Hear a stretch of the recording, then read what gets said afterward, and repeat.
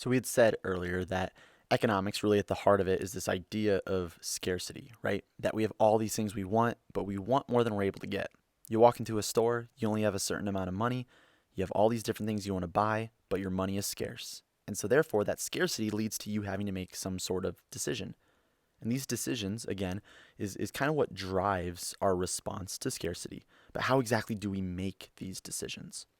Well, suppose that you have 4 hours after dinner before you go to bed. And in those 4 hours, you could do your homework or you could hang out with your friends, right? Or you could do a little bit of each. Maybe you spend 2 hours studying and doing your homework and 2 hours hanging out with your friends, or maybe three hours, 1 hour, or you could do it down to the minute. But how exactly do you decide how much of each activity to do? How do you make that decision? Whether we realize it or not, we are constantly making these decisions subconsciously, where what we're doing is we're comparing the benefit of something versus the cost of that thing. And in this case, you're trying to weigh the benefit of more time studying versus the cost of studying more. Like if you study for 10 more minutes, that's 10 less minutes with your friends, right? You're giving up ten minutes with your friends. We are constantly making these decisions, but the thing is, we don't necessarily think about these decisions in big chunks. Like we don't look at it as I either have to spend 4 hours studying or 4 hours hanging out with my friends. We think about this at the margin. When we make decisions, we make these decisions, we make these choices at the margin. When you hear margin, I don't know if you're like me, I think about like a Word document. And the margin is just that extra space that we have around the document. And really what we're doing here is when we make these decisions, we're trying to weigh the benefit of something extra, something additional, right? Marginal analysis, we say, okay, what's the benefit I get from an additional minute studying? What's the benefit I get from an additional 10 minutes studying? But I have to weigh that against the cost of that additional minute studying or the cost of that additional 10 minutes studying. And that's less time with my friends. So marginal just means additional or extra. So what we're doing, like we said in this example, we're trying to understand, okay, what is the additional benefit I get from more studying? Well, I'll better understand the terms. I'll better understand the concepts. That's the additional benefit I'm getting, right, from consuming more time studying. But what's the cost? The marginal cost is the additional cost that comes along with more time studying or more time, learning the terms, learning the concepts, right? And obviously part of that cost is that you won't understand that stuff as well. But also part of the cost is, hey, I'm going to be spending less time with my friends. Now we do this, again, like I said, subconsciously all the time. Maybe a great example is like you walk into a store and you see a shirt. And if you're like me, like I play this game where when I walk into a store, like, and I see a shirt, I put a number in my head. Like I look at a shirt and I'm like, yeah, I would buy that shirt if it was $30. Like that's a really cool looking shirt. I really like that shirt. I'd pay up to $30 for it. Well, what you're saying when you say that is that I value that shirt at least $30. That shirt would provide me with an additional $30 worth of benefit. So then you walk up, you check the price tag, and the price tag says it's only $20. Well, in that case, we see that the benefit from purchasing that shirt, $30, is greater than the cost. That 100% of the time is going to be a decision I make. That's a logical decision, right? Because I'm receiving more benefit than what it's going to cost me, and I come out with a greater net benefit in the end, right? Now, think about it the other way, and we do this one all the time. You walk into a store, and you're like, man, that is the ugliest shirt I have ever seen. I would never be caught dead wearing that shirt. I would value that shirt at like $2, and that $2 is only because it would give me something to wear, right? So the benefit you receive from that ugly shirt is next to nothing. However, the price tag says it's $20. So in that case, the benefit you receive is much less than the cost to you, right? You value it at $2, but it's going to cost you 20. Are you going to buy that shirt? Absolutely not. That is an illogical decision. That is not a good decision. That is a dumb decision. That might be a better word than illogical here, right? Like you're not going to make that purchase because you're going to lose on that because it's going to cost you more than the benefit you're going to receive from it, right? And we're constantly weighing this. And yeah, those decisions are really easy to make when we're weighing like physical dollar amounts. Like, let's think of it this way.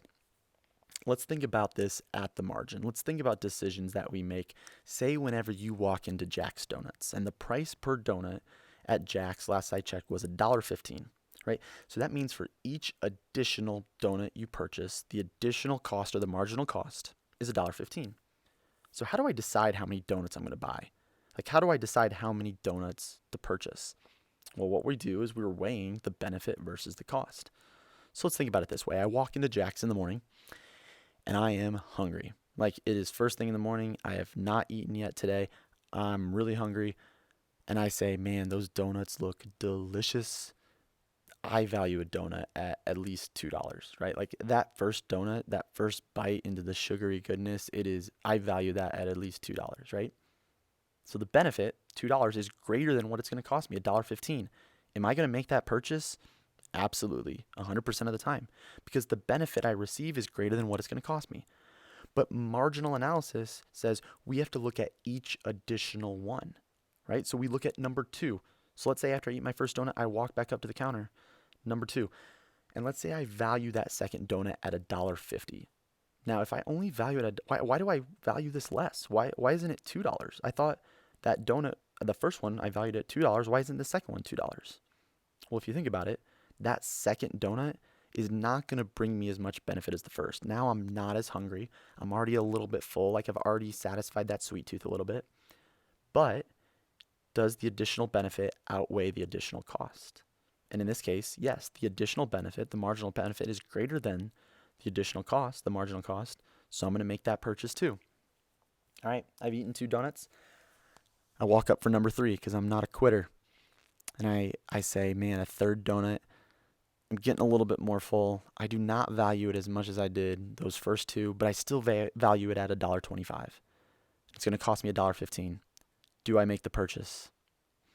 Absolutely. Because the value, the benefit I receive is greater than the cost. So I drag myself up there a 4th time. And I look into the donut case and I am just full, like I am stuffed. And I say, ugh, a 4th donut, like I could do it if I really had to, but I value a 4th donut at only $1. And it's going to cost me $1.15. Am I going to make that purchase? No. That's not a good purchase. Why? Because the additional cost is greater than the benefit I'm going to receive from it. So I'm going to not buy a 4th. I'm not going to buy a 5th, right? Because I value the 5th one even less. Because we look at this, we draw this line right here at $1.15. That's where the marginal cost is. And we look at that and we say, yeah, anything where the benefit is above the marginal cost, we'll make that purchase. Anything where it's below, we won't. And again, we do this all the time. When you go to a restaurant, why do you only buy 1 entree? Why don't you buy 2 or 3 or 70 or 100? Well, because you buy one and you say, yeah, that first one, it's worth at least $10 to me. But once I eat 1 full entree, I'm stuffed. Like, I don't need an additional $10 worth of food. An additional $10 worth of food is not worth $10 to me, so I'm not going to make that purchase, right? We make these decisions at the margin all the time without even realizing it. But again, how do we make these decisions? Thinking back to that example, you got 4 hours. How do you decide how much studying you're going to do? Like, how much studying will you do that day? How much time are you going to spend with friends? Well, here's what you're going to do. You're going to study up until the point where that additional cost, that marginal cost of studying, another minute of studying, it costs you more than the benefit you're going to receive from that additional minute of studying, right? But hold on a second. Like, what exactly do we mean by cost?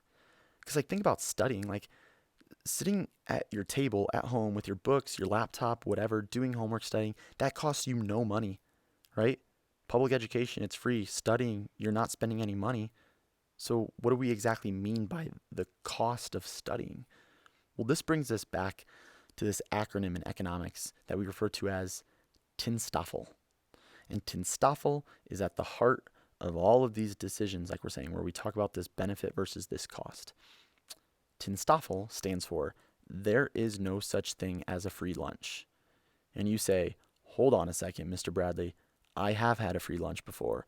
It was free. It cost me no money. But here's the thing.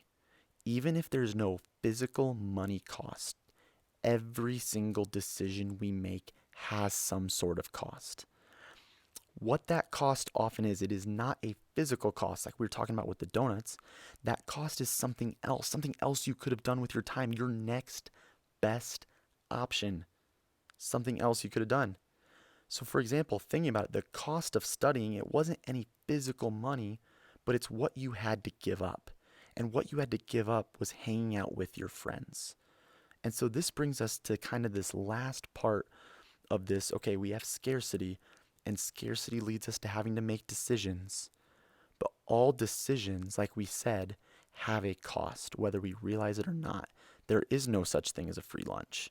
And therefore, all decisions have a cost. And we refer to this cost as an opportunity cost. So, what exactly is opportunity cost? Well, what we said is whenever we have to make decisions, we got to make sacrifices. There are trade offs. We have to give something else up. Opportunity cost is the value of our next best alternative. It's what we have to give up whenever we make a decision, right? Oftentimes, the cost is not physical, it's not actual money, but the cost is some sort of opportunity.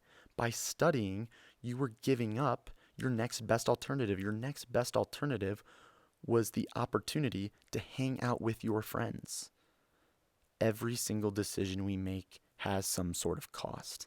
I really want you guys to think about that as you make decisions throughout this week.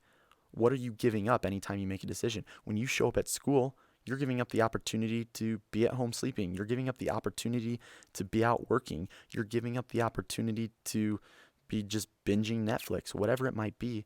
You're giving up that opportunity. Opportunity cost is the value of our next best alternative.